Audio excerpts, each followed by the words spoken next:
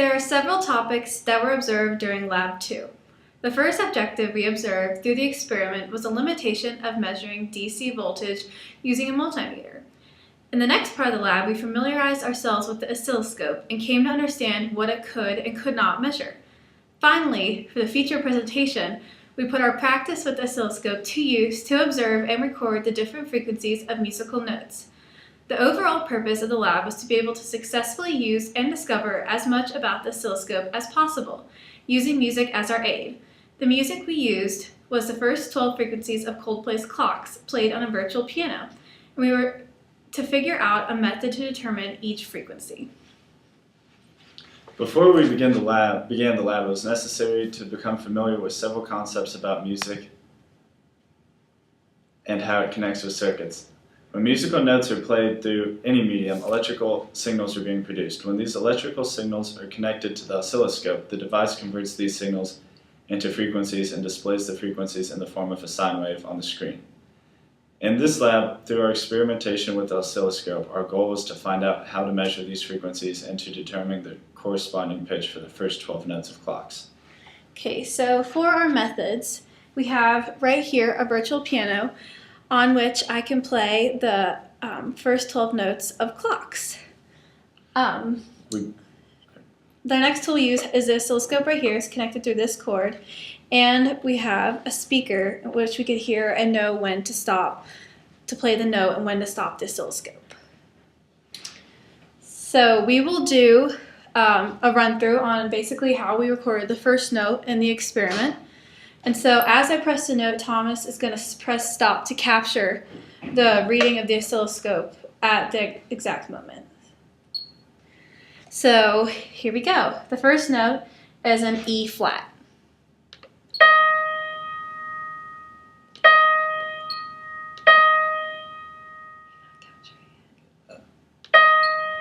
Okay. So as you can see here, really nice sine wave is represented on the screen of the oscilloscope.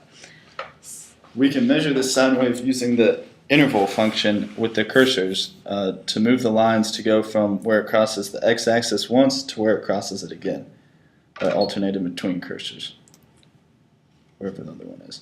Once we isolate one section of one period of the sine wave, it gives us a readout up in the top corner. And with the frequency. It'll tell us the frequency in that upper corner. So essentially, to put it on a larger scale, the oscilloscope gives us a reading of a sine wave that looks like this. So we take cursor A and put along where it crosses there, and cursor B and where it crosses the x-axis there. And the distance there, it'll give us a reading of the frequency of that exact note.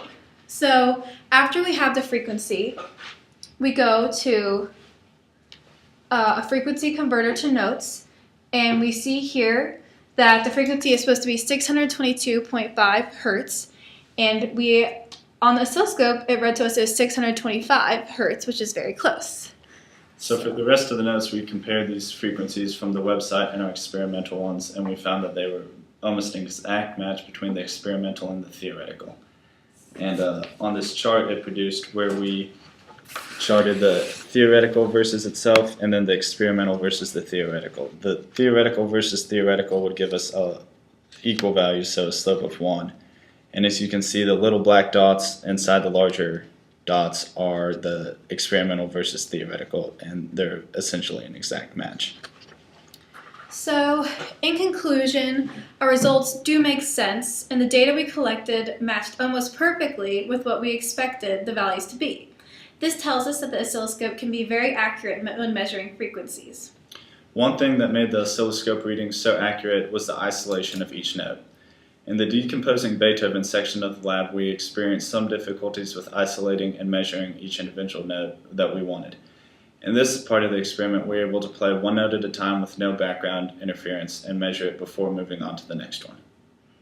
In addition to giving us an understanding of how the lab equipment works, this experiment allowed us to see a visual interpretation of what a sound wave looks like. So we will leave you with the first 12 notes of clocks.